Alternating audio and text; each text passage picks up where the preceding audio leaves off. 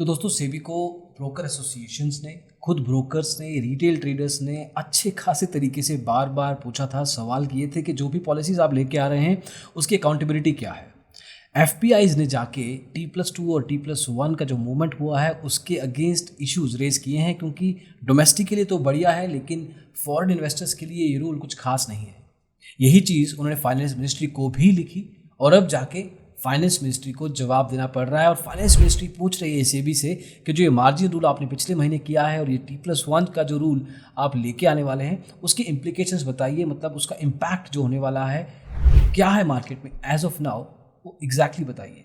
तो जब foreign investor पूछता है तो जवाब देना पड़ता है। तो अभी जाके फाइनेंस मिनिस्ट्री ने डायल किया है सेबी का नंबर, क्या एग्जैक्टली पूछा है इस वीडियो में जानने की कोशिश करेंगे। आइए शुरू करते हैं।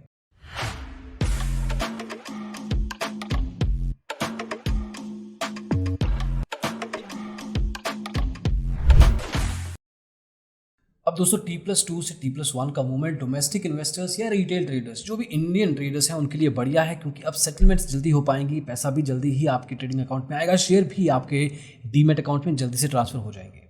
लेकिन जो फॉरेन इन्वेस्टर है उसके लिए बहुत बड़ी दिक्कत है। क्यों?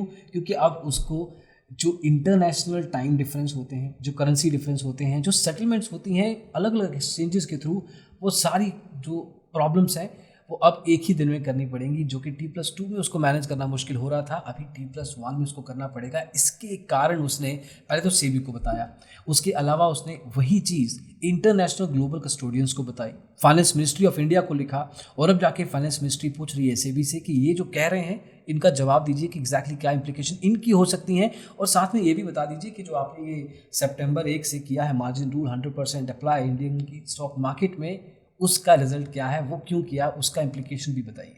इम्प्लीकेशन में ये भी बताइए कि कितना टर्नओवर इम्पैक्ट हुआ है, कौन से सेगमेंट में मार्केट मूवमेंट हो रहा है, पहले कौन से सेगमेंट में ज़्यादा टर्नओवर था, अभी कितना है, रिस्क लेवल कितना बढ़ गया है ट्रेडर्स का, ओवरऑल लेवल पे लाइफ टाइम कितना चेंज हो रहा है कस्टमर का, ये सारा का सारा डिटेल मांगा गया है।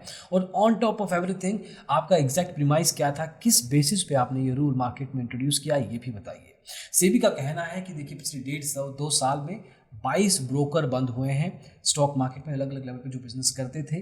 स्टॉक ब्रोकर्स का काम होता है ट्रेडर्स के लिए एक प्लेटफॉर्म प्रोवाइड करना, एक जरिया बनना, और वही जरिया वो नहीं बन पाए। करीब 300-400 अच्छे ब्रोकर हैं, वैसे तो हज़ारों ब्रोकर हैं इंडिया में, लेकिन उसमें से 22 ब्रोकर पिछले 18-20 महीने में बंद हुए हैं। अब प्रॉब्लम ये है कि सेबी इस चीज़ को डायरेक्टली कनेक्ट कर रहा है मार्जिन रूल के साथ। उनको लगता है कि सारे ब्रोकर रिटेल ट्रेडर को मार्जिन देने के कारण बंद हुए हैं, जबकि ऐसा नहीं है। ऐसा कोई भी कनेक्ट नहीं कर पाया डॉट, इसमें एक रिटेल ट्रेडर को मार्जिन देने के कारण एक कोई भी ब्रोकर बंद हुआ हो, ये पार्थ न्याती ने भी कंफर्म किया था, जो CTO है स्वास्थ्य का इन्वेस्टमार्ट के, अपने हमारे डिस्कशन में।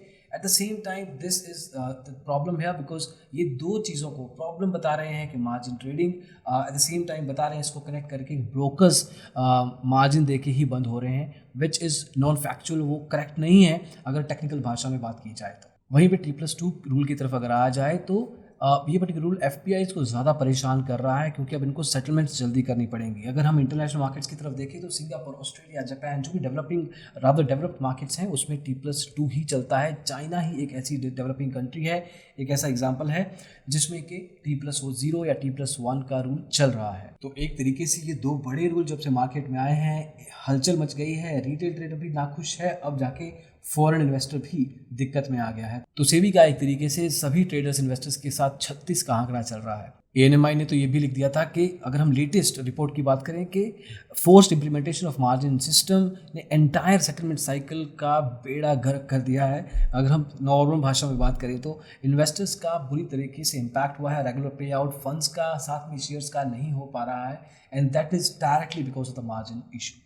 अब इन सब चीज़ों के कारण फ्यूचर ऑप्शंस में टर्नओवर बढ़ने के चांसेस हैं, इक्विटी कैश में कम होने के, और ये नंबर्स भी बता रहे हैं फ्यूचर्स का सर्टेन लेवल पे ज़्यादा दिक्कत दिख रहा है। और अब फाइनेंस मिनिस्ट्री भी पूछा है कि अगर लोग ऑप्शन ट्रेडिंग या डेरिवेटिव ट्रेडिंग फॉर्मेट में आते हैं तो उसका रिस्क इम्प्लीकेशन जो है वो किस तरीके से इम्पैक्ट करेगा। अब इन सारे सवालों के जवाब देने हैं सेबी को। Let's see what and how they come up with the answers, किस तरीके से पूछा जाएगा। होपफुली इसमें कुछ सोल्यूशन निकले, लेकिन डेफिनेटली एक अच्छी खबर है कि फाइनेंस मिनिस्ट्री ने चाहे फॉरेन इन्वेस्टर्स के दबाव में आके ही सही, लेकिन एटलीस्ट सवाल तो पूछा। Let's see how it works out. जैसे भी होगा आपके लिए हम इस चैनल डिजिटल ब्लॉगर पे लेके आएंगे वो इन्फॉर्मेशन। अभी के लिए इतना ही दोस्तों, अगली वीडियो में जल्दी ही मिलेंगे। Thank you so much, take care. T+1 और म्यूजिक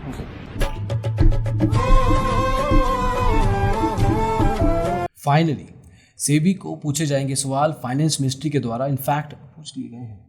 मारो हमको जिंदा मत छोड़ो सालो। तो दोस्तों सेबी को दिस इज फाइन। भाई साहब कुछ ज्यादा नहीं हो गया ये? मतलब कुछ क्या एग्जैक्टली पूछा है इस वीडियो में जानने की कोशिश करेंगे। आइए शुरू करते हैं। फर्स्ट टाइम कम मारते हैं। कौन भरेगा? नहीं, ये लास्ट टाइम रहेगा। चीटिंग करता है तू।